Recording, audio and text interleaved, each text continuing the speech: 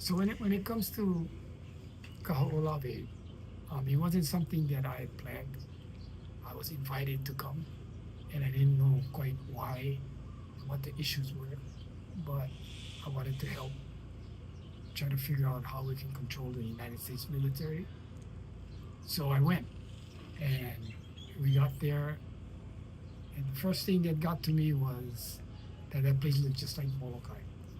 I felt really comfortable on the island, and then the rest of the guys got taken off by the military, and Emmett and I were in Malka, so they couldn't find us. So they left, and we spent 3 days on the island, and that allowed us to get to know the island. So the first thing about the island is that they use our culture, all of our historic sites, not all of them, but some of them, especially where the big rock formations, and they use them as targets. So they were blowing up our history, using our kupuna's hard work and stuff as targets. So that meant that if we did get the island back, we wouldn't know anything about our ancestors because everything would be blown up. So that got me mad, first of all. This That picture. got me mad.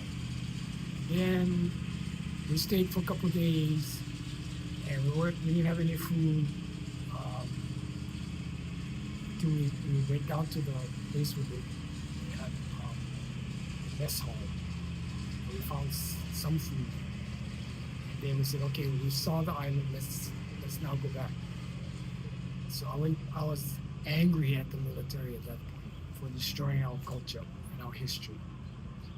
Then, when the helicopter came to pick us up, I was sitting by one of the windows, and I was looking out at a rock, and the helicopter went straight up, and as it went higher and higher, the rock, I was stuck on that rock, and the rock turned into the whole island.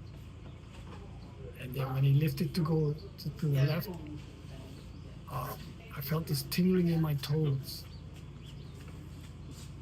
And what happened was it took over my whole body. And I was kind of like stuck in my seat. And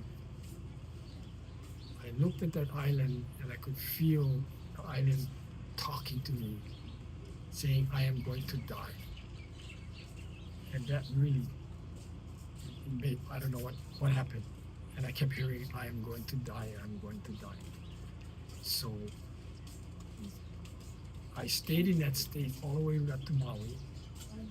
And then when we got to Maui, the helicopter landed and there was all this commotion.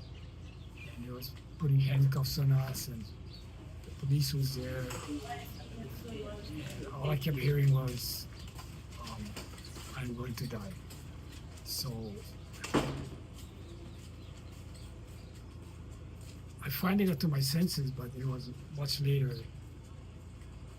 And I was committed that we cannot allow this island to die. So right there, my whole life changed. And I knew nothing about politics. I knew nothing about the government or anything. But all I know was that we have to stop the bombing. And that changed my whole life.